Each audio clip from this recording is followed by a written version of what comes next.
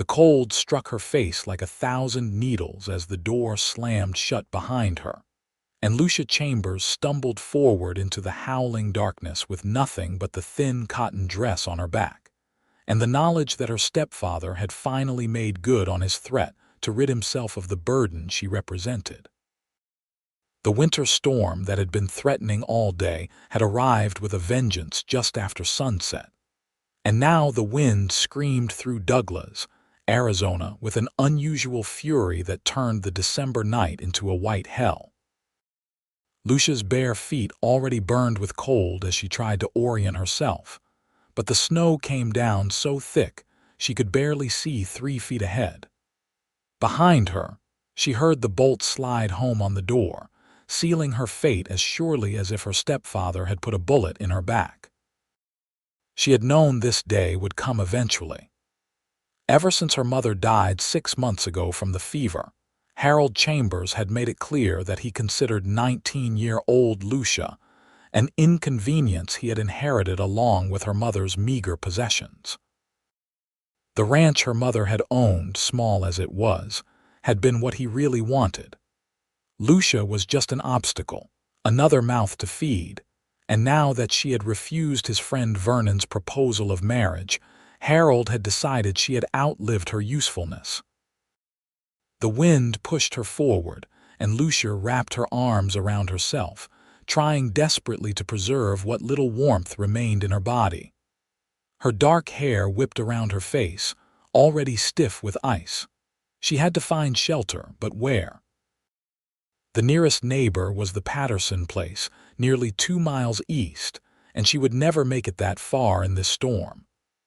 The town proper was closer, maybe a mile south, but in this blinding snow she might walk right past it and never know.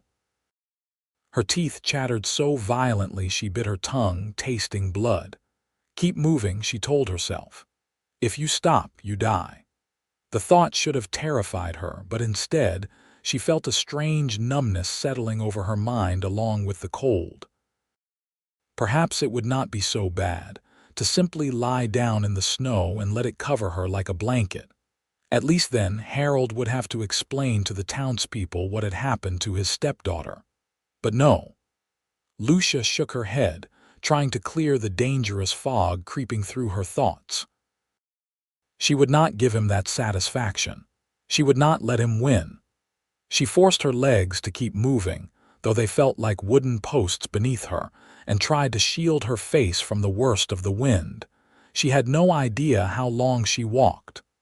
Time seemed to stretch and compress in strange ways. Sometimes she thought she had been walking for hours.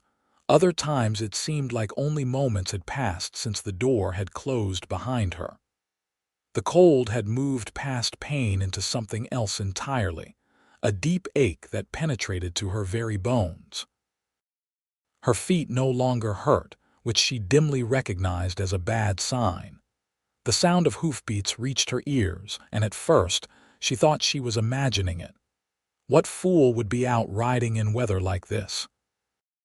But the sound grew louder, more distinct, and then a dark shape materialized out of the swirling snow, a horse and rider moving through the storm with grim determination. Lucia tried to call out, but her voice came as barely a whisper, snatched away by the wind.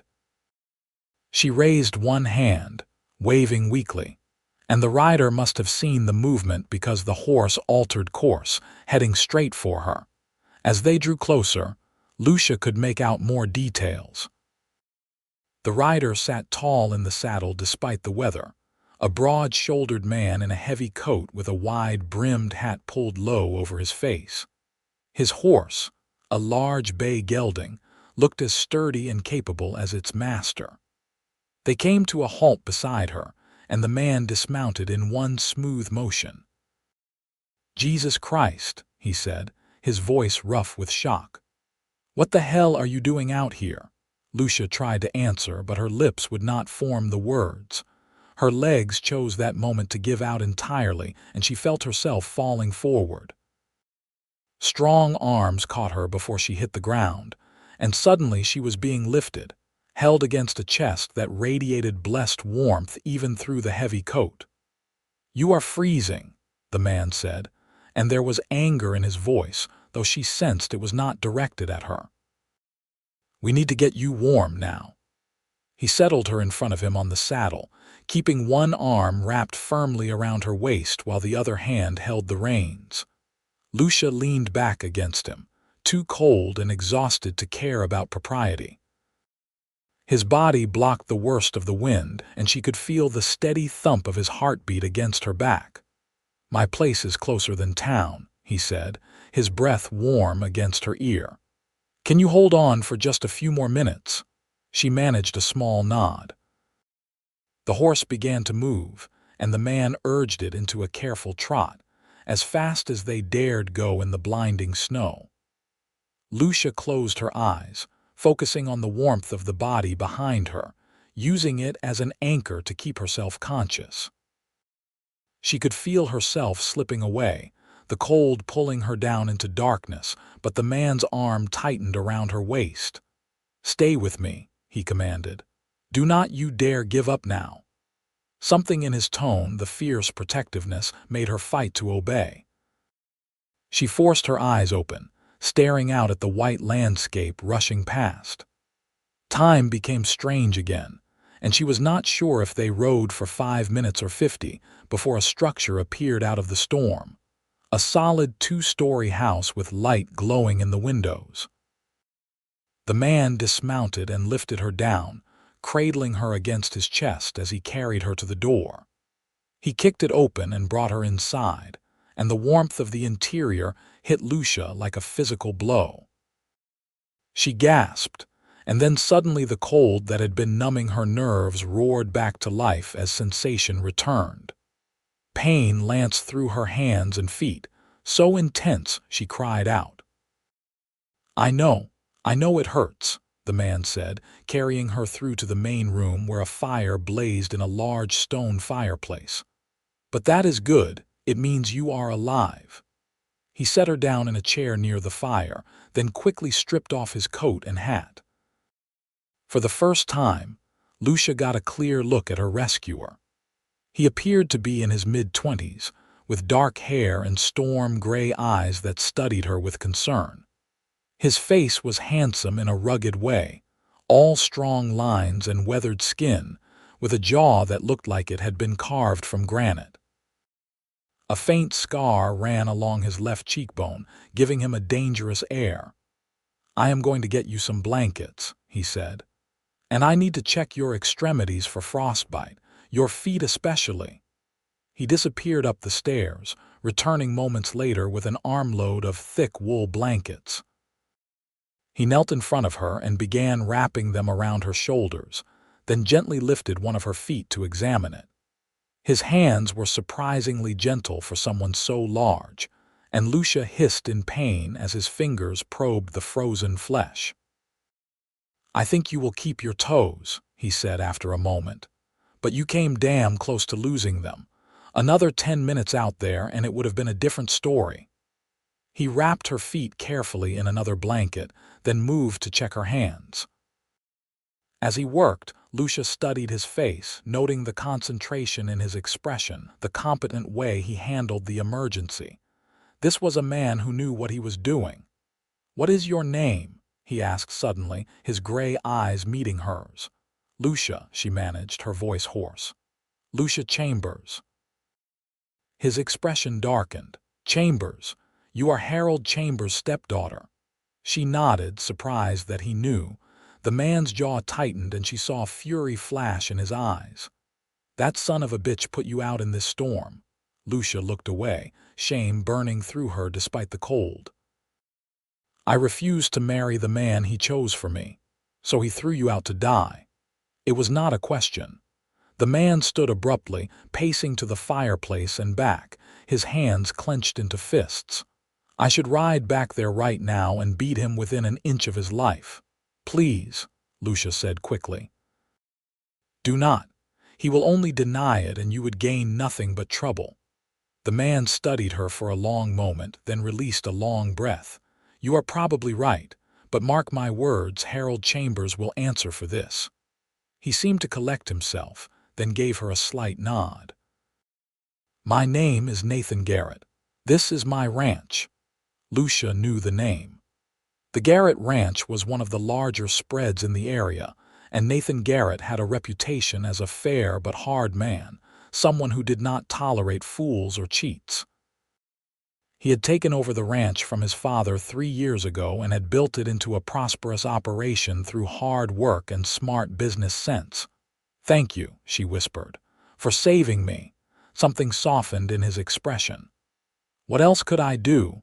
Leave you to freeze?" He shook his head. "I was coming back from the Patterson place when I saw you. If I had been 5 minutes later." He did not finish the sentence, but he did not need to. Nathan moved to the kitchen area and began preparing something. Lucia heard the clink of a pot, the sound of water being poured. He returned a few minutes later with a cup of warm broth. "Drink this slowly," he instructed, helping her hold the cup since her hands were still shaking too badly to manage it alone. "Your body needs to warm up gradually." The broth was rich and savory, and as it slid down her throat, Lucia felt a little more life returning to her limbs. Nathan watched her carefully, his expression unreadable, and she suddenly became aware of how she must look, her hair a tangled mess, her thin dress torn and dirty, her feet bare and red with cold. "I am sorry," she said quietly. "I know this is highly improper, me being here alone with you." Nathan waved a hand dismissively. "Propriety be damned. You needed help and I provided it. Anyone who has a problem with that can answer to me." He paused. "Though you are right that it will cause talk, but we will deal with that when the storm passes." When she had finished the broth, Nathan carried her upstairs to a spare bedroom. The room was simply furnished but clean, with a large bed covered in a thick quilt. He set her down on the edge of the bed. "I am going to leave you to get out of that wet dress," he said. "There is a nightshirt in the drawer there that should fit you well enough. Call me when you are decent, and I will bring up some more warm water for you to wash with." He left, closing the door behind him, and Lucia struggled to her feet. Her fingers were clumsy as she fumbled with the buttons of her dress, and it took several tries before she managed to get it undone. The fabric was stiff with ice in places, and she peeled it off with relief. The nightshirt Nathan had mentioned was soft flannel, clearly his own, and it hung nearly to her ankles. It smelled faintly of wood smoke and sage, a masculine scent that was not unpleasant. "You can come in," she called, and Nathan entered carrying a basin of warm water and some clean cloths. "I will be downstairs if you need anything," he said, setting the basin on the washstand. "Try to rest. You have been through an ordeal." After he left, Lucia washed as best she could, removing the dirt and ice from her skin. Every movement was an effort, her body heavy with exhaustion. Finally, she crawled into the bed, and the moment her head hit the pillow, sleep dragged her under. She dreamed of the cold, of endless white landscapes and doors that slammed in her face. She dreamed of her mother, healthy and whole, reaching out to her with a sad smile. She dreamed of gray eyes and strong hands pulling her back from the edge of darkness. When she woke, pale winter sunlight was streaming through the window, and the sound of the wind had diminished to a low moan. The storm had passed, or at least abated somewhat. Lucia sat up slowly, taking stock of her condition. Her hands and feet still ached, but the pain had diminished to a dull throb. She wiggled her toes experimentally and was relieved to find they all still worked. The smell of coffee and bacon drifted up from downstairs, making her stomach growl. She had not eaten since yesterday morning, and suddenly she was ravenous.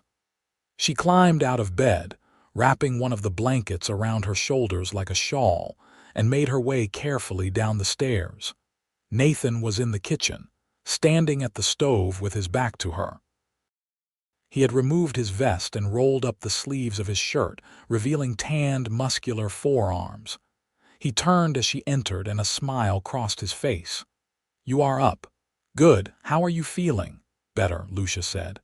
"Sore, but better. Sit," he commanded, gesturing to the table. "You need food." She sat, and he placed a plate in front of her loaded with bacon, eggs, and thick slices of bread. She ate slowly at first, her stomach protesting the sudden influx of food, but then with increasing enthusiasm. Nathan watched her with approval, sipping his own coffee. "The storm has let up some," he said, "but it is still not safe to travel. You will need to stay here at least another day, maybe two." Lucia nodded, though she felt a flutter of anxiety. Every hour she spent here alone with Nathan was another hour that could destroy her reputation. Not that she had much left to destroy after Harold threw her out, but still. If she ever hoped to make a life for herself, she could not afford to be known as a fallen woman. Nathan seemed to read her thoughts. "I will ride into town as soon as the weather clears and speak to Reverend Morrison. We will figure something out." "Figure what out?" Lucia asked, though she had a sinking feeling she already knew. Nathan met her eyes steadily. "You cannot go back to Harold Chambers. He tried to kill you. And you cannot stay here alone with me without damaging both our reputations beyond repair. So there is only one real solution." Lucia's heart began to pound. "What solution?" "We get married." The words hung in the air between them, stark and uncompromising. Lucia stared at him, her mouth hanging open. "You cannot be serious." "I am completely serious." Nathan leaned forward, his expression intense. "Think about it, Lucia. You have no family here except Harold, and he has made his position clear. You have no money, no resources. Even if you wanted to leave Douglas, where would you go? How would you survive?"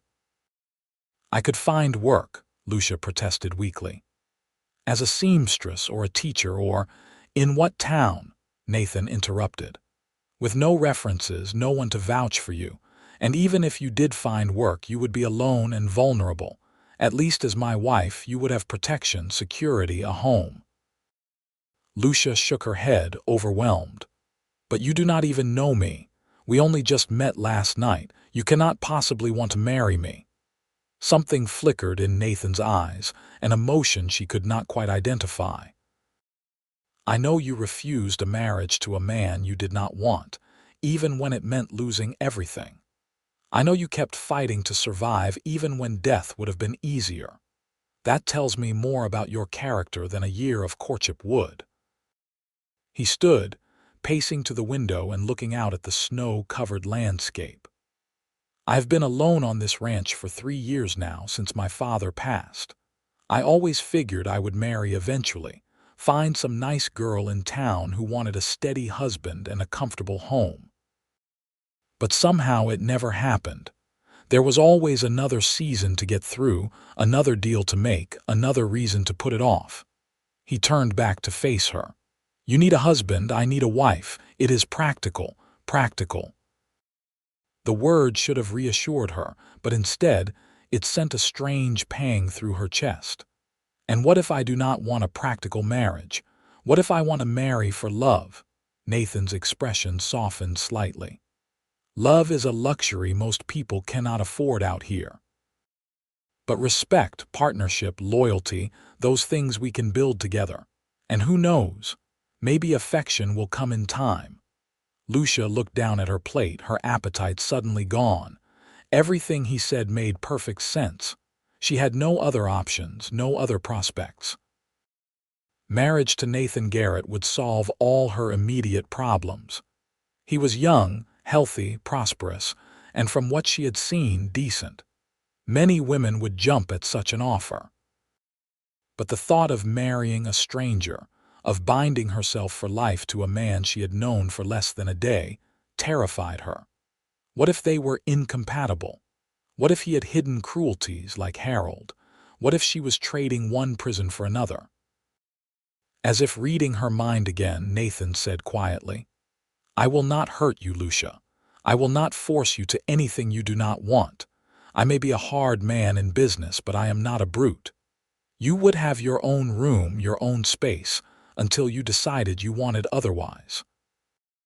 She looked up at him, searching his face for any sign of deception, but she saw only sincerity. He meant what he said, she realized. He was offering her not just marriage, but genuine protection, with no expectations beyond what she was willing to give. "Can I think about it?" she asked. Nathan nodded. "Of course. Take all the time you need, but Lucia," he waited until she met his eyes. "Whatever you decide, you are not going back to Harold Chambers. Even if you refuse my offer, I will help you get to another town, give you enough money to start fresh. You are under my protection now. That is not negotiable. You are mine now," he added, his voice dropping to something almost possessive. "Whether you marry me or not, I am not letting that bastard hurt you again." The fierce protectiveness in his tone sent a shiver down Lucia's spine that had nothing to do with cold. She found herself believing him, trusting him in a way she had not trusted anyone since her mother died. It was probably foolish, probably dangerous, but sitting in his warm kitchen with a full stomach and safety surrounding her, she could not bring herself to care. "All right," she said softly. "I will think about it." Nathan nodded, satisfied, and began clearing the dishes.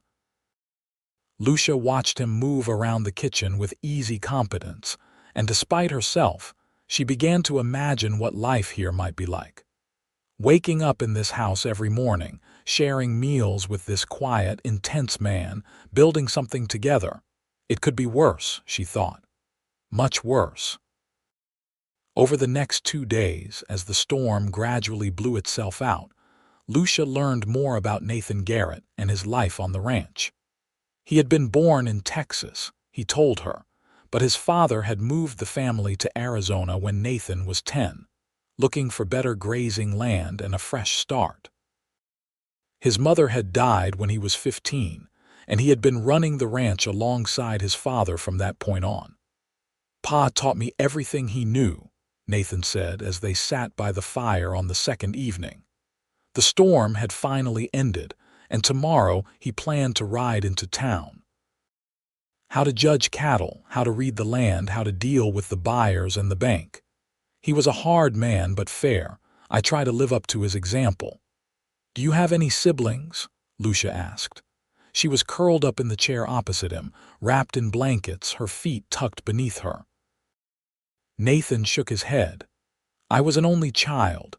Ma had difficulty with my birth, and the doctor said she could not have more. I think Pa always wished for more sons to help with the ranch, but he never said so." "That must have been lonely," Lucia said softly. Nathan shrugged. "I suppose. But I always had the ranch hands around, and the neighbors were good people, the Pattersons especially. Samuel and Martha treated me like their own son." He smiled slightly. "Their daughter Rebecca and I used to play together as children. She is married now, living in Tucson." They talked for hours that night, sharing stories of their childhoods, their hopes and fears. Nathan spoke of his plans for the ranch, how he wanted to expand the herd, maybe try breeding some of the new Hereford cattle that were becoming popular. Lucia told him about her mother, how she had tried to make a good life for them even when things were hard, how she had taught Lucia to read and write and do sums. "She wanted better for me," Lucia said, her throat tight. "She always said I should marry a good man who would treat me right." "I think she would have liked you." Nathan's eyes were soft in the firelight. "I would have liked to meet her." When Lucia finally climbed the stairs to bed, her mind was made up. She would accept Nathan's proposal. It was practical, yes, but more than that, she genuinely liked him. He was kind in his gruff way, intelligent, hardworking. She could build a life with this man. Maybe not the passionate romance she had dreamed of as a girl, but something real and solid. The next morning, she told him her decision over breakfast. Nathan's face broke into a genuine smile, transforming his stern features into something almost boyish. "You will not regret this," he said. "I swear it." "I know," Lucia said, and she found she meant it. Nathan rode into Douglas that afternoon, and when he returned several hours later, his expression was grim. "Harold is telling everyone you ran away," he said without preamble. "Says you stole money from him and disappeared in the night. The bastard is making himself out to be the victim." Rage flared hot in Lucia's chest. "That lying snake, I never took anything from him." "I know," Nathan said. "And I told Reverend Morrison the truth. He believes you, and so do most of the decent folk in town. But Harold has some friends, and they are spreading his version of events." He paused. "Morrison has agreed to marry us tomorrow afternoon. I figured the sooner the better." "Tomorrow?" Lucia's stomach flipped, but she nodded. "All right." That night, she lay awake in the dark, staring at the ceiling and trying to calm her racing thoughts. Tomorrow she would become Mrs. Nathan Garrett. Tomorrow her entire life would change. It was terrifying and thrilling all at once. The wedding was a small, simple affair held in Reverend Morrison's parlor. The only witnesses were the Reverend's wife, Martha, and Samuel Patterson, whom Nathan had asked to stand up with him. Lucia wore a dress that Martha Morrison had lent her, a simple blue calico that was a little too large but clean and pretty. Nathan wore his best suit, looking uncomfortable in the formal clothing but handsome nonetheless. As they stood before the Reverend and spoke their vows, Lucia felt the weight of what they were doing settle over her. For better or worse, she was binding her life to this man's. When Nathan slipped a simple gold band onto her finger, his hands were steady, his voice firm. "With this ring I thee wed. I now pronounce you man and wife," Reverend Morrison said. "Nathan, you may kiss your bride." Nathan hesitated for just a moment, then leaned down and pressed his lips to Lucia's in a chaste, brief kiss. His lips were warm and slightly chapped, and the contact sent an unexpected tingle through her. When he pulled back, his eyes met hers, and she saw heat there that made her breath catch. Samuel Patterson clapped Nathan on the back. "Congratulations, my friend. You have married a good woman." "I know," Nathan said, his eyes never leaving Lucia's face. They shared a simple meal at the Reverend's house, and then Nathan helped Lucia into the wagon for the ride back to the ranch. As they pulled away from the house, Lucia glanced back and saw Harold Chambers standing on the street corner, watching them with an expression of pure fury. A chill ran down her spine, and she pressed closer to Nathan. "He cannot hurt you now," Nathan said quietly. "You are my wife. Under my protection. If he so much as looks at you wrong, he will answer to me." The possessiveness in his tone should probably have bothered her, but instead, Lucia found it comforting. She had spent so long feeling vulnerable and alone. It was strange but wonderful to have someone who would stand between her and the world. When they arrived back at the ranch, Nathan carried her over the threshold despite her laughing protests. "Tradition," he said with a grin.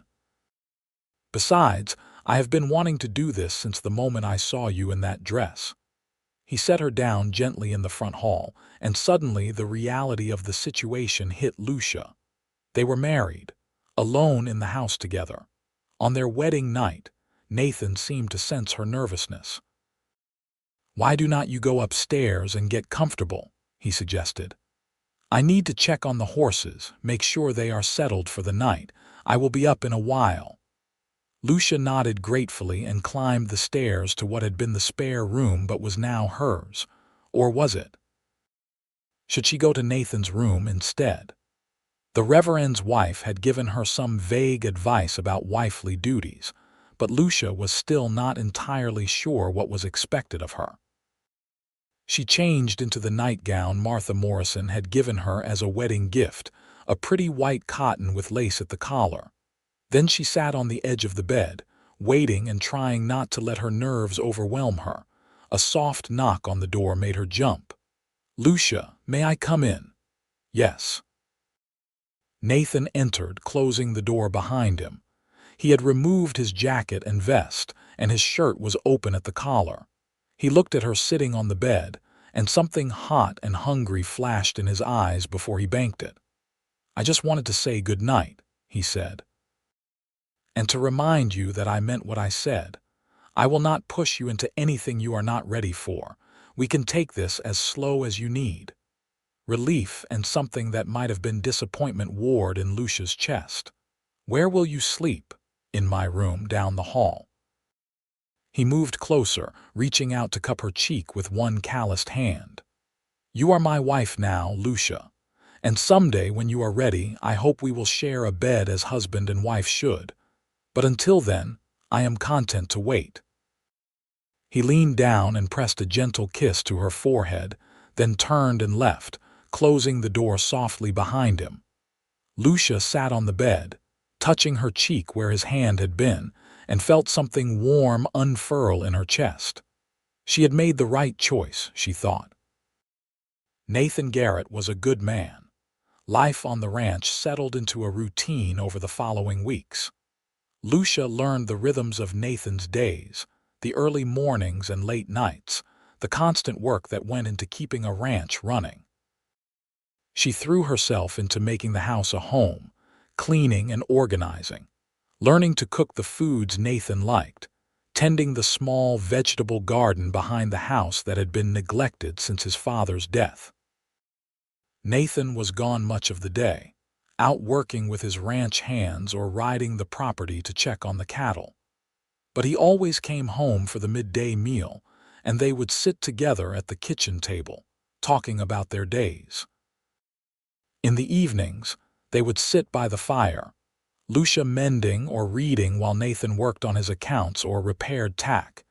It was peaceful, comfortable, and slowly Lucia found herself relaxing into her new life. Nathan was patient and kind, never demanding more than she was willing to give. He seemed content with her company, with the domestic comforts she provided, and if he wanted more, he never said so. But Lucia was beginning to want more. She found herself watching Nathan as he worked, admiring the play of muscles under his shirt, the strength in his hands. When he smiled at something she said, her heart would skip a beat. When he casually touched her shoulder or hand in passing, electricity would race through her. She was falling in love with her husband. The realization came to her one morning in late January as she watched him ride out to the range. The sun was just coming up, painting the sky in shades of gold and pink, and Nathan sat tall in the saddle, completely at ease. He turned back to wave at her before he rode out of sight, and Lucia's heart clenched with feeling. She loved him. Somewhere between the practical arrangement and the comfortable companionship, she had fallen completely and hopelessly in love with Nathan Garrett. But did he feel the same? He was affectionate in his way, always considerate and attentive. But he had never said anything to suggest his feelings ran deeper than friendship and respect. What if she told him how she felt and he did not reciprocate? Would it make things awkward between them? Would she lose the comfortable partnership they had built? Lucia wrestled with these questions for days, unsure what to do. Then one evening, as they sat together after dinner, Nathan reached over and took her hand. "Lucia, there is something I need to tell you." Her heart began to pound. "What is it?" Nathan took a deep breath, his thumb rubbing over her knuckles. "These past few weeks with you have been the happiest of my life. I know we married for practical reasons, but somewhere along the way, it became more than that for me. I have fallen in love with you." Joy exploded through Lucia's chest. "You have?" Nathan nodded, his gray eyes intense. "I love your strength, your kindness, the way you hum to yourself when you are cooking. I love how you have made this house feel like a home again." "I love you, Lucia Garrett, and I will spend the rest of my life trying to make you as happy as you have made me." Tears spilled down Lucia's cheeks, but she was smiling. "I love you too," she whispered. "I was so afraid to say anything, afraid you did not feel the same." Nathan pulled her into his arms, and she went willingly, burying her face in his chest. His heart thundered beneath her ear, proof that he was as affected as she was. "How could I not love you?" he murmured into her hair. "You are everything I never knew I needed." He tilted her face up, and this time when he kissed her, it was not chaste or brief. His lips moved over hers with heat and hunger, and Lucia responded in kind, her arms winding around his neck. The kiss deepened, and fire raced through her veins. When they finally broke apart, both breathing hard, Nathan rested his forehead against hers. "I want you so badly it hurts," he admitted roughly. "But I will not rush you. When you come to my bed, I want it to be because you want to be there, not because you think it is your duty." Lucia looked up at him, at the desire and love warring in his expression, and made her decision. "Take me to bed, Nathan. I want to be your wife in every way." His eyes darkened with heat. "Are you sure?" "I am sure." Nathan swept her up into his arms and carried her up the stairs to his room. He set her down beside the bed and began to undress, his movements quick but controlled. Lucia watched, her mouth going dry as his skin was revealed, the broad chest and muscled arms, the flat stomach. He was beautiful in a wholly masculine way. Then it was her turn. Nathan's hands were gentle but sure as he helped her out of her dress and undergarments, his eyes drinking in every inch of her skin. When she was completely bare before him, he pulled her close, skin to skin, and the sensation made them both gasp. "God, you are so beautiful," Nathan breathed, and then they were falling onto the bed together. What followed was awkward at times, both of them learning each other's bodies, figuring out what felt good. But it was also tender and passionate, filled with whispered words and soft gasps.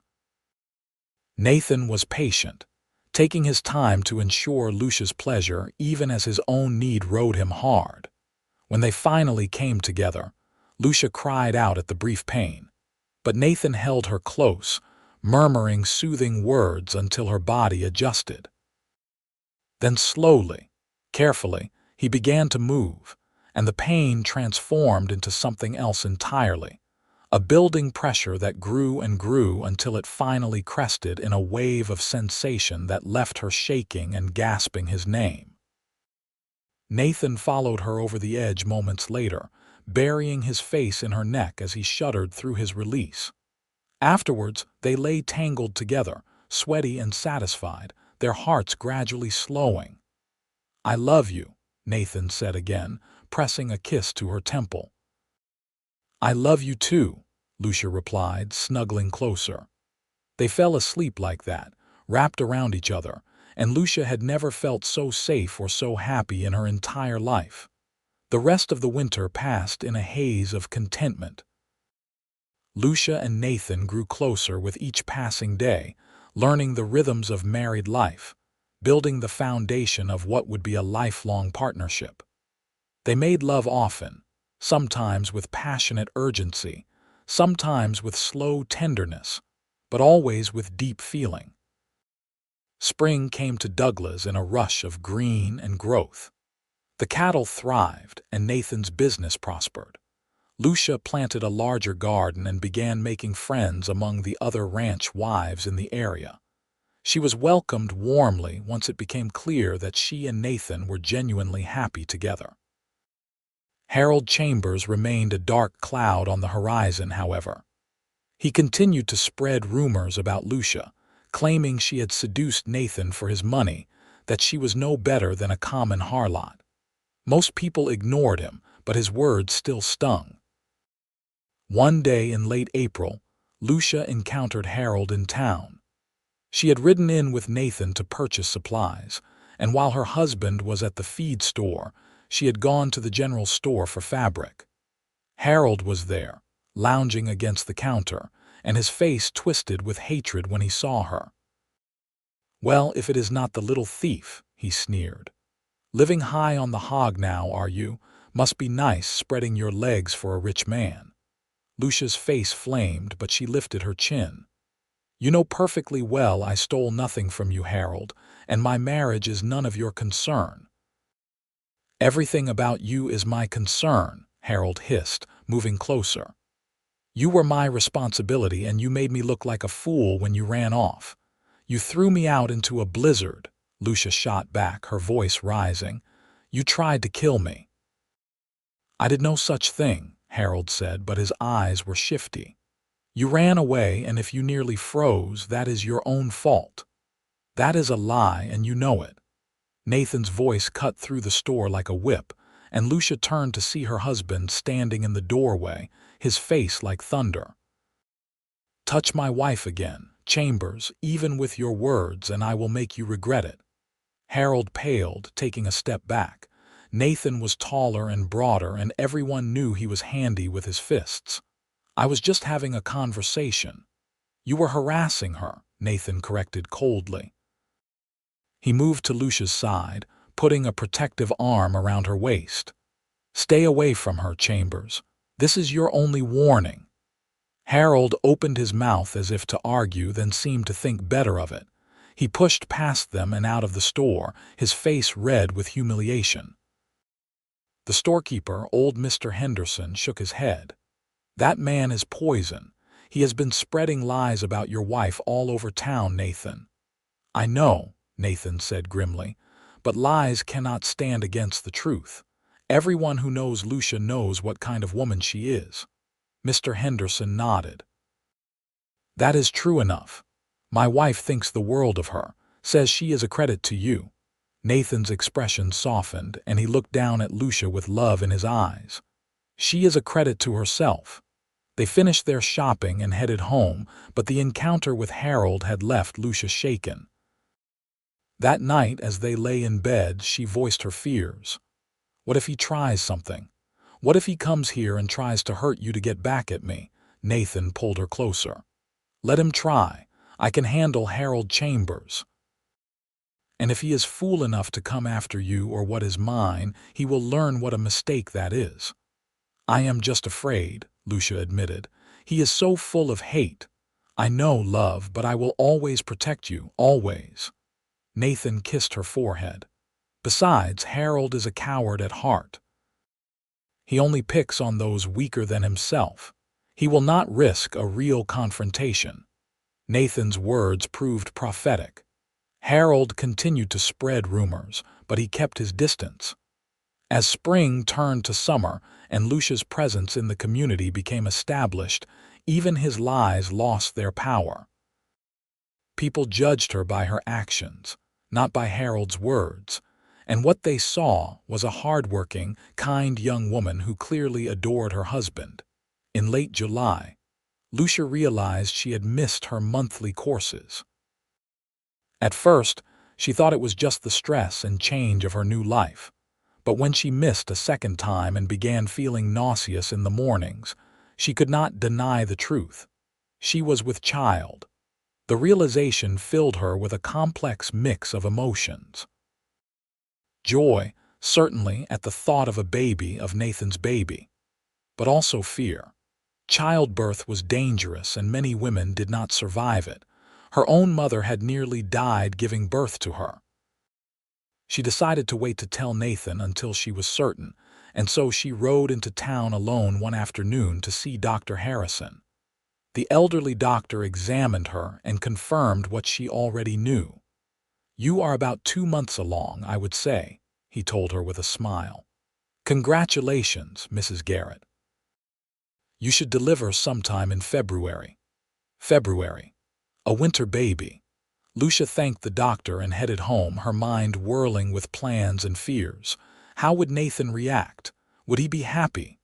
Worried, she found him in the barn, working on repairing a stall door. He looked up when she entered and his face broke into a smile. "There is my beautiful wife. How was town?" "Nathan, I need to tell you something." Lucia took a deep breath. "I am pregnant." For a moment, Nathan simply stared at her, his expression unreadable. Then a grin spread across his face. so wide and joyful it transformed him. Pregnant. We are having a baby, Lucia nodded, and suddenly she was being swept up into Nathan's arms, spun around as he laughed with pure delight. A baby, he exclaimed. Lucia, this is wonderful. The best news I have ever heard. He set her down gently as if she were made of glass and cupped her face in his hands. Are you happy? I am, Lucia said and realized it was true. I am happy and scared and excited all at once. You will be fine, Nathan said firmly. Doctor. Harrison is a good doctor, and I will make sure you have everything you need. Our baby will be healthy and strong, just like its mother. From that day forward, Nathan treated Lucia like precious porcelain. He would not let her do any heavy work, insisted she rest often, and fussed over her constantly. It was endearing, if occasionally exasperating. As her belly grew round with their child, Lucia found herself nesting, preparing the house for the new arrival. Nathan converted the spare bedroom into a nursery, building a beautiful cradle with his own hands. Martha Morrison and the other ranch wives threw a party for her, giving her gifts of tiny clothes and blankets. Winter came again to Douglas, but this time Lucia was warm and safe inside Nathan's house, surrounded by love. On a cold February night, as the wind howled outside, her labor began. Nathan rode through the darkness to fetch Dr. Harrison and Martha Morrison, his heart in his throat. By the time they arrived back at the ranch, Lucia's contractions were coming hard and fast. Nathan was banned to the downstairs, where he paced like a caged animal, listening to the sounds coming from above and trying not to go mad with worry. It seemed to last forever, though Martha later told him it was actually a relatively quick labor. But every cry from Lucia tore at Nathan's soul, making him want to burst up the stairs and make the pain stop, even though he knew that was impossible. Then, just before dawn, a new sound pierced the air, the thin, angry wail of a newborn baby. Nathan froze, his heart stopping, and then Dr. Harrison appeared at the top of the stairs. Congratulations, Nathan. You have a son. A son. Nathan took the stairs 3 at a time, bursting into the bedroom. Lucia lay in the bed, pale and exhausted but smiling, and in her arms was a small bundle wrapped in a blanket. Nathan moved to her side, and she pulled back the blanket to reveal a tiny face, red and squished, and the most beautiful thing he had ever seen. Our son, Lucia whispered. Would you like to hold him? Nathan's hands were shaking as he carefully took the baby, cradling the tiny body against his chest. The baby's eyes, dark blue like all newborns, blinked up at him, and Nathan felt his heart expand until he thought it might burst. He is perfect, Nathan said hoarsely. You are perfect. God, Lucia, I love you so much. I love you too, Lucia said, tears streaming down her face. Happy tears, joyful tears. They named him James after Nathan's father, and he was indeed perfect. He had his mother's dark hair and his father's gray eyes, and from the moment he entered the world, he owned his parents' hearts completely. The years that followed were filled with joy and challenges, as all lives are. The ranch continued to prosper under Nathan's management, and the family grew. 2 years after James, Lucia gave birth to a daughter they named Evelyn, who had her mother's sweet nature and her father's determination. 3 years later came another son, Thomas, who was curious and adventurous from the start. Harold Chambers left Douglas shortly after James was born. His reputation in tatters after it was revealed that he had been cheating several local ranchers in cattle deals. No one was sorry to see him go, and Lucia finally felt free of the shadow he had cast over her life. The Garrett Ranch became known throughout the territory for its quality cattle and fair dealing. Nathan and Lucia worked side by side to build something that would last, something they could pass on to their children. On their 10th wedding anniversary, Nathan took Lucia up to the ridge overlooking the ranch. It was a clear December day, cold but beautiful, and they stood looking out over the land they had built together. "You remember the night we met?" Nathan asked, his arm around her waist. "I will never forget it," Lucia said. "I was certain I was going to die out there in the snow." "I still thank God I found you," Nathan said quietly. "You have made my life complete, Lucia. Everything I have, everything I am, it is all because of you." Lucia turned in his arms, looking up at the face she had come to know better than her own. There were a few lines around his eyes now, a touch of silver at his temples, but he was still the handsome, intense man who had pulled her from the storm and given her a life beyond her wildest dreams. "You saved me," she said. "In every way a person can be saved. You gave me love, safety, a family. You gave me a reason to keep fighting." Nathan leaned down and kissed her, slow and sweet. "We saved each other." They stood there for a long time, wrapped in each other's arms, looking out over the land that was theirs, thinking about the children growing up strong and healthy in the house below, and the life they had built from desperation and chance. It had not been the romance Lucia had dreamed of as a girl, born of long courtship and poetry. It had been born of need and practicality, of a moment of crisis in a winter storm. But it had grown into something deeper and more real than any fantasy, a love forged in the fires of hardship and tempered by daily choosing each other, day after day, year after year. As the sun began to set, painting the winter sky in shades of gold and crimson, Nathan and Lucia headed back to the house, to the warmth and laughter waiting inside. James would be helping his little sister with her reading. Thomas would be getting into some mischief in the kitchen, and life would go on in all its messy, beautiful glory. Lucia had been cast out into a winter storm with nothing but the clothes on her back and a heart full of despair. Nathan had ridden through that storm and claimed her as his own, and together they had built something that neither could have created alone: a home, a family, a love that would endure for all their days. The years continued to unfold like pages in a beloved book, each season bringing its own joys and trials. James grew into a tall, serious boy who followed his father around the ranch, learning everything he could about cattle and land management. Evelyn had her mother's gentle heart, but also a streak of fierce independence that kept her parents on their toes. Thomas was the wild one, always climbing trees he should not climb, riding horses too fast, giving his mother gray hairs before her time. Nathan proved to be a devoted father, patient with his sons and tender with his daughter.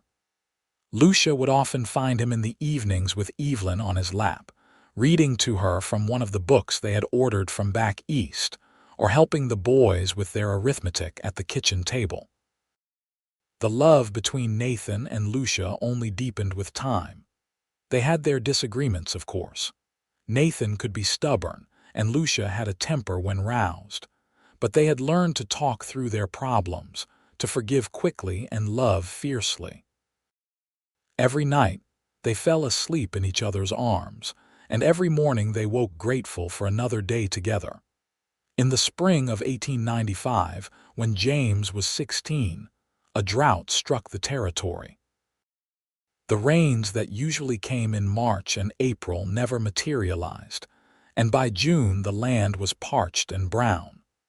Water sources dried up, and ranchers throughout the region faced the possibility of losing their herds. Nathan worked from dawn to dusk, trying to keep the cattle alive, drilling new wells, rationing water. It was a desperate time, and the strain showed on his face. But through it all, Lucia was by his side, helping where she could, keeping the house running, making sure the children were cared for even as her own worry ate at her. One night, Nathan came in late, exhausted and discouraged. The newest well they had drilled had come up dry, and he had spent the day watching several head of cattle die from thirst. Lucia took one look at his face and sent the children to bed, then led Nathan to their room. "We are going to lose everything," Nathan said, sinking onto the edge of the bed and putting his head in his hands. "All these years of work, and it is going to be destroyed by something I cannot control." Lucia knelt in front of him, taking his hands in hers.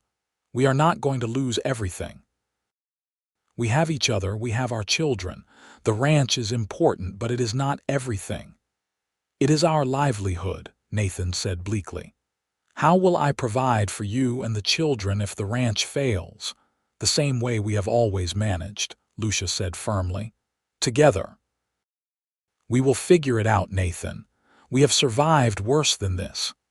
She thought of that winter night so many years ago when she had been alone and dying in the snow. They had overcome that, had built a life from nothing. They could overcome this too. Nathan looked at her, at the determination in her eyes, and some of the despair lifted from his face. He pulled her up onto his lap, holding her tight. "What did I ever do to deserve you?" he murmured into her hair. "You rode through a storm when any sensible man would have stayed home," Lucia said, making him smile despite everything. "And you have been riding through storms with me ever since." The drought finally broke in late July with a series of tremendous thunderstorms that flooded the dry washes and turned the land green again. The ranch had suffered losses, but they had survived, and with careful management over the next year, they rebuilt the herd to its former size. James left home at 18 to attend college in Tucson, planning to study business and bring modern ranching techniques back to the family operation. It was hard for Lucia to let him go, her firstborn, but she was proud of the man he had become. Evelyn, now 16 and beautiful, had attracted the attention of several young men in the area, but she was in no hurry to marry, preferring to help her mother run the household and pursue her interest in teaching. Thomas, at 13, was the image of his father, already broad-shouldered and strong, with the same intensity in his gray eyes. He had none of James' interest in books and business, preferring to spend all his time with the horses and cattle, and Nathan had no doubt that Thomas would be running the ranch someday. In the fall of 1897, Martha Morrison passed away peacefully in her sleep. Reverend Morrison, lost without his wife of 40 years, followed her within 6 months. Their deaths hit Lucia hard, as the Morrisons had become like parents to her over the years.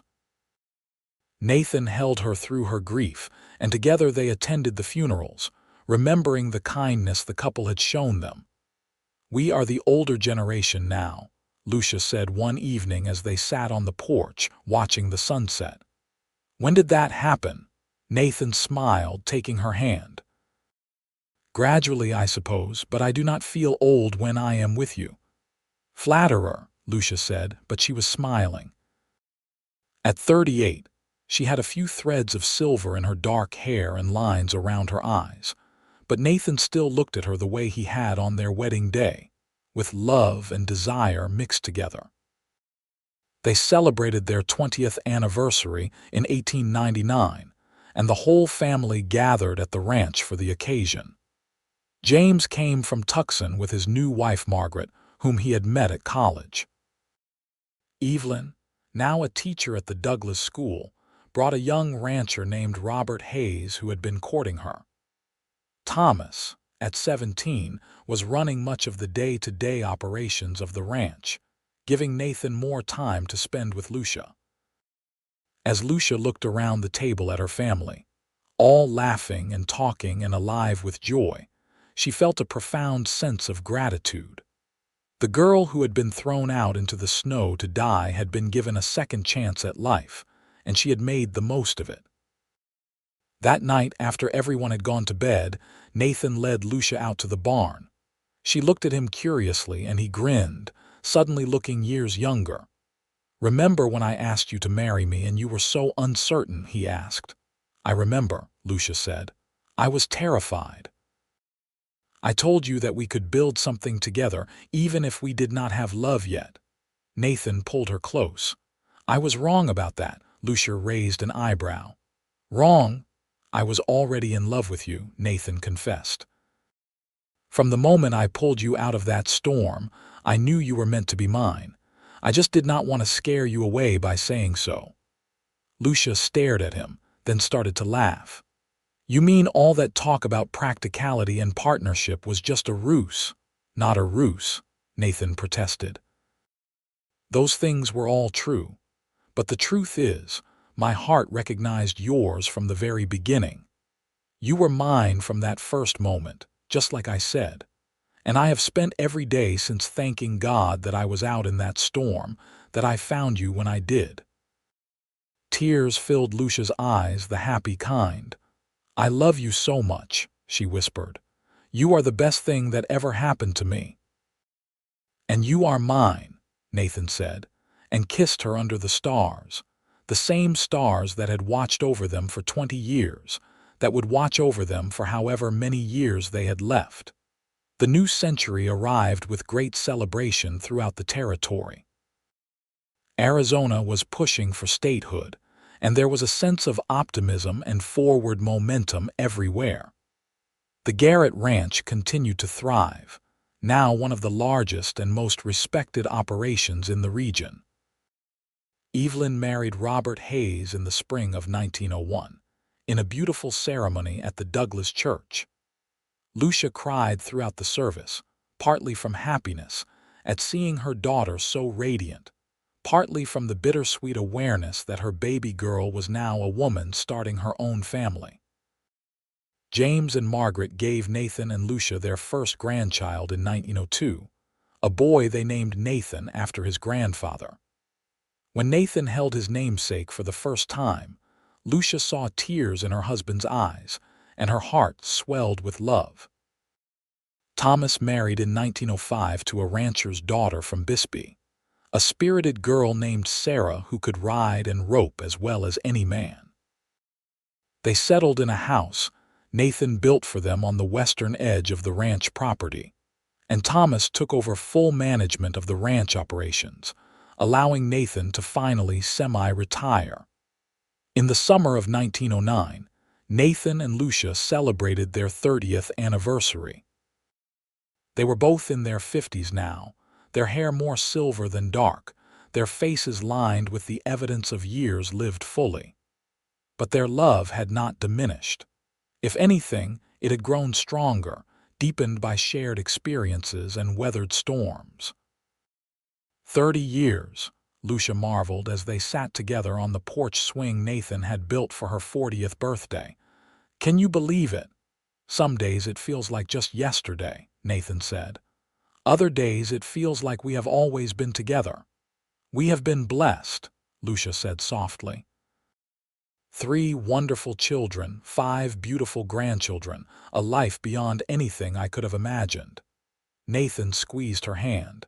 "You know what I think about sometimes?" "What?" "Harold Chambers. What he tried to do to you." Nathan's jaw tightened, even after all these years. "He thought he was destroying you when he threw you out into that storm, but instead he gave you to me. His cruelty led to our joy." Lucia considered this. "I suppose that is true, though I would never thank him for it." "Of course not," Nathan agreed. "But I do think it is proof that good can come from even the darkest moments, that there is always hope, even when things seem hopeless." They sat in comfortable silence, watching the sun set over the land they loved. The same land where Nathan had ridden through a blizzard 30 years ago to find the woman who would become his everything. The years continued their steady march. James took a position with a large cattle company in Phoenix, becoming successful in his own right. Evelyn and Robert had 4 children and were pillars of the Douglas community. Thomas and Sarah ran the Garrett Ranch with skill and dedication, and Nathan often remarked that his youngest son was a better rancher than he had ever been. In 1915, the world was embroiled in a terrible war in Europe, though America had not yet joined the fighting. Nathan and Lucia, now in their mid-50s, spent more time at home, content to let their children and grandchildren take over the more strenuous aspects of life. They had earned their rest. One winter evening, as they sat by the fire in the house where they had spent their entire married life, Lucia looked at Nathan and smiled. "What are you thinking about?" Nathan asked, seeing the expression on her face. "I am thinking about how lucky I am," Lucia said. "About how one terrible night led to 36 years of happiness." Nathan moved from his chair to sit beside her, pulling her close. "I am the lucky one.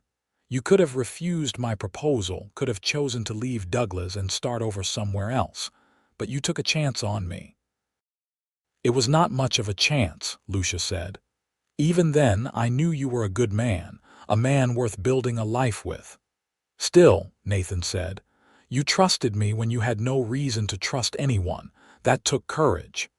They fell silent, watching the flames dance in the fireplace. After a moment, Nathan spoke again. "Do you ever wonder what would have happened if I had stayed home that night, if I had not ridden through the storm?" Lucia shuddered. "I try not to. I would have died, certainly, frozen to death within an hour." Nathan's arms tightened around her. "I cannot imagine a world without you in it. Even the thought makes me ache." "You do not have to imagine it," Lucia said, reaching up to touch his face. "I am here, and I plan to be here for a good long while yet," and she was. They celebrated their 40th anniversary in 1919, surrounded by children, grandchildren, and even a few great-grandchildren. The ranch that Nathan had built and Lucia had helped sustain was now in its third generation of Garrett ownership, a legacy they could both be proud of. In the spring of 1923, Nathan fell ill with pneumonia. Dr. Harrison, now retired and replaced by his son, came to examine him and took Lucia aside with a grave expression. "His lungs are badly congested," the young doctor said. "At his age, pneumonia is very serious. You should prepare yourself." Lucia nodded, too numb with fear to speak. She returned to Nathan's bedside and took his hand, holding it tightly. "You are not leaving me," she said fiercely.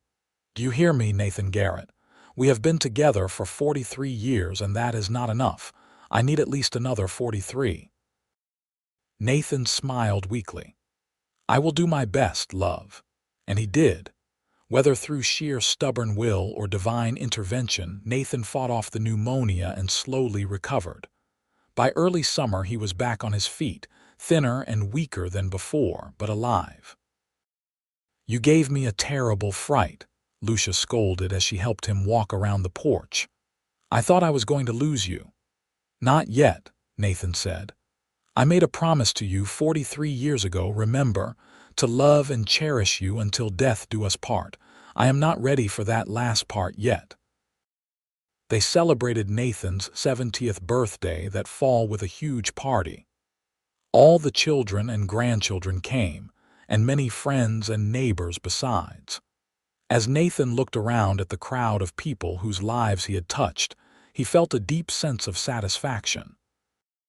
But more than anything, his eyes kept finding Lucia, his wife of more than 4 decades, the woman who had transformed his life simply by surviving long enough for him to find her.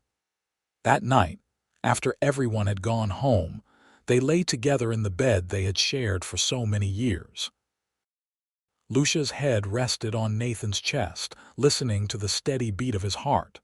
"I have been thinking," Nathan said quietly, "about legacy, about what we leave behind." "And what conclusion have you reached?" Lucia asked. "That the ranch is important, yes. It will provide for our children and grandchildren for generations to come. But our real legacy is love. The love we built together, the love we gave to our children and they gave to theirs. That is what will last, long after the ranch is gone." Lucia raised her head to look at him, seeing the truth in his eyes. "You are right. Love is the only thing that really matters in the end." Nathan cupped her face in his weathered hand. "I love you, Lucia Garrett. I have loved you from the moment I saw you in that storm, and I will love you beyond my last breath." "And I love you," Lucia whispered, "always and forever." They kissed, soft and sweet, a promise renewed for the thousandth time but no less meaningful for its familiarity. In the years that followed, Nathan and Lucia settled into the quiet contentment of old age. They spent their days in simple pleasures, sitting on the porch and watching the world go by, reading together in the evenings, taking short walks around the property. Their children visited often, bringing news and grandchildren, filling the house with life and laughter. Nathan's health was never quite what it had been before the pneumonia, and he tired easily. But he bore his limitations with grace, grateful simply to be alive and with Lucia. They had long conversations about everything and nothing, remembering their life together, making plans for however much time they had left. In the summer of 1929, they celebrated their 50th wedding anniversary. The whole family gathered once more, and Reverend Jameson, who had taken over the Douglas Church after Reverend Morrison's death, came to the ranch to lead a renewal of their vows. Standing under an arbor that Thomas had built, surrounded by their children, grandchildren, and great-grandchildren, Nathan and Lucia pledged themselves to each other once more. 50 years ago, I married this woman out of practicality, Nathan said, his voice carrying across the assembled crowd. Or so I told myself, but the truth is, I married her because I could not imagine doing anything else. She was mine from the moment I found her, and I was hers. These 50 years have been the greatest blessing of my life. Lucia, tears streaming down her face, spoke her own vows. 50 years ago I was lost and alone, cast out into a storm to die. But Nathan rode through that storm and saved me in every way a person can be saved. He gave me love, safety, family. He gave me a reason to live, and I would do it all again in a heartbeat. There was not a dry eye in the crowd as Nathan and Lucia kissed, sealing their commitment for a second time. It was a perfect day, filled with joy and love, and they both knew they would treasure the memory for whatever time remained to them. As it turned out, they had 7 more years together.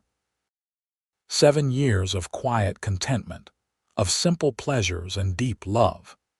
They celebrated Nathan's 80th birthday in 1933, and he joked that he was too stubborn to die, that he planned to live forever just to keep annoying his children. But in the spring of 1936, Nathan's heart, which had been slowly weakening for years, finally gave out. He died peacefully in his sleep, with Lucia beside him as she had been for 56 years of marriage. The funeral was attended by nearly everyone in Douglas and the surrounding ranches. Nathan Garrett had been a respected member of the community, a fair dealer, a good neighbor, a devoted husband and father. The church overflowed with people wanting to pay their respects. Lucia stood beside the grave, supported by her children, and watched as they lowered Nathan's casket into the ground. She felt hollowed out, empty in a way she had not felt since the night Harold cast her out into the storm. Nathan had been her anchor, her partner, her great love. How was she supposed to go on without him? But she did go on, because that was what Nathan would have wanted. She remained in the house they had shared, surrounded by memories, visited often by her family. She spent her days tending her garden, reading and writing letters to her children and grandchildren. And every evening, she would sit in the porch swing and talk to Nathan as if he were still there beside her. "I miss you," she would say to the empty air. "But I know we will be together again someday. You are waiting for me, just like you waited for me all those years ago in the storm. And when my time comes, you will find me again and we will never be apart." Lucia lived for another 8 years, growing old with grace and dignity. She saw the ranch continue to prosper under Thomas's management, saw her grandchildren grow up and have children of their own. She had the satisfaction of knowing that she and Nathan had built something that would last, a family bound by love and respect. In the winter of 1944, at the age of 84, Lucia caught a chill that turned into pneumonia. She was lucid until the end, surrounded by her children and grandchildren. As she lay in bed, feeling her strength ebb away, she was not afraid. Instead, she felt a sense of peace, of completion. "I am ready," she told James, who sat beside her holding her hand. "I have had a good life, a full life, but I am ready to be with your father again." James, now a grandfather himself, nodded through his tears. "He is waiting for you, Mother, I am sure of it." That night, as the wind howled outside and snow began to fall, Lucia Garrett closed her eyes for the last time. And in her dreams, she was young again, standing in a blizzard, lost and alone. But then she heard the sound of hoofbeats, and a familiar figure rode toward her through the snow. Nathan dismounted and pulled her into his arms, and she was warm again, safe again, home again. "I found you," he said, just as he had all those years ago. "You always find me," Lucia replied, and they rode off together into the storm, into forever, their love transcending death itself. The ranch passed to Thomas, and then to his children, and then to theirs. The story of Nathan and Lucia became part of the family lore, told to each new generation. How a young woman had been cast out into a winter storm to die, and how a cowboy had ridden through that storm and claimed her as his own. How they had built a life together from nothing, a love that lasted over 50 years and beyond. The house they shared still stands on the Garrett Ranch, carefully maintained by the family. And sometimes, on winter nights when the wind howls and the snow falls, people swear they can see two figures on the porch, an old man and an old woman sitting close together in the porch swing, looking out over the land they loved. It is just a story, of course. A romantic tale told around the fire on cold nights. But the people of Douglas like to believe it is true, that Nathan and Lucia Garrett are still there, still together, their love proving stronger than death itself. And perhaps they are right. Perhaps love like that does not end just because life does. Perhaps somewhere, in some place beyond this world, Nathan and Lucia are still together, still laughing and talking and loving each other just as fiercely as they did in life. That is what their children believed, what their grandchildren and great-grandchildren believe still. That the love story which began in a winter storm in December of 1879 never really ended at all. That it continues, unbroken and eternal, a testament to the power of love to transform even the darkest moments into something beautiful. The Garrett Ranch thrives to this day, now in its 6th generation of family ownership. And every December, on the anniversary of that fateful night when Nathan rode through the storm and found Lucia, the family gathers at the old house to remember the couple who started it all. They tell the story once more, to the children who have not heard it yet, keeping the memory alive. They speak of courage and love, of second chances and the power of one person to change another's entire life. They honor Nathan and Lucia not just with words but with the way they live their own lives, choosing love over convenience, partnership over independence, commitment over easy surrender. Because that is the true legacy of Nathan and Lucia Garrett. Not just the ranch they built or the family they raised, but the example they set. That love is worth fighting for, worth building slowly and carefully over years and decades. That sometimes the greatest love stories do not start with passion and romance, but with compassion and a helping hand extended in a moment of desperate need.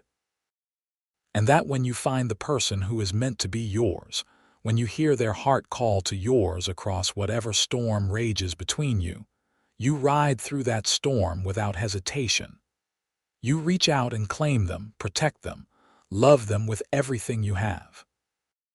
Just as Nathan Garrett did on a cold December night in 1879, when he rode through a blizzard and found his future, his heart, his home, standing lost and alone in the snow.